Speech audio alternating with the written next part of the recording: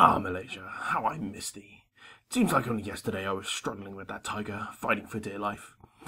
Oh wait, no, that was Africa.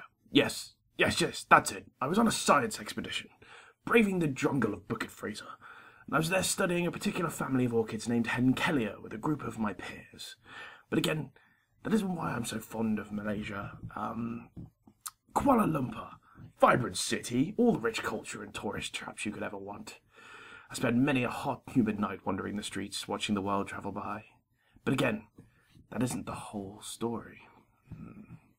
Semporna, small bustling community based on the shores of Borneo. Oh, the scuba diving there was glorious. I even met a turtle that was bigger than me, and believe me, I'm a rather tall chap. Ah, I remember now. Mount Kilimanjaro. Okay, enough of the silly voice. When I first decided to climb Mount Kilimanjaro, I had no idea what I was letting myself in for. It wasn't until I reached the beginning of the trail that I found out it was the highest mountain in Southeast Asia. Me being the young, naive, cocky chap that I am, I still didn't think this sounded too bad, and I happily set off with my guide as we started the first leg of our trip. We got to about 1 kilometre into the trek, and I was still feeling pretty good. But at this point, a local chap ran past carrying a massive backpack. I talked to my guide about them, and apparently they carry these packs up and down the mountain 2 to 3 times a day.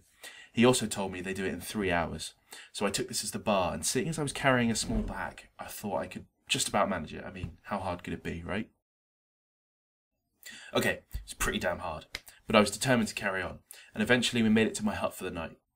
I was overjoyed and I couldn't wait to hit the hay, but then my guide told me that we had to go another 100 metres to check in and to eat before I sleep.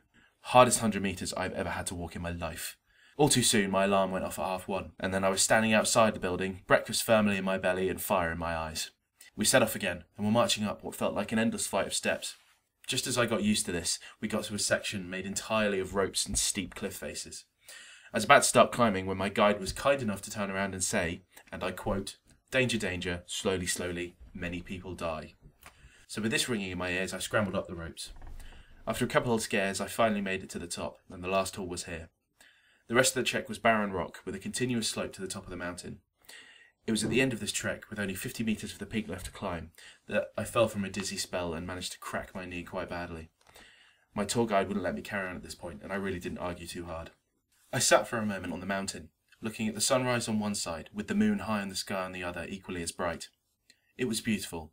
I had what felt like the entire world under my feet, and I'd saved some battery on my MP3 just so I could sit here and listen to some music and reflect on the world. I do regret not finishing the trek though, and I definitely plan to go back and try again. Slow Norris! Everyone! Don't get too broken off. What's this pose?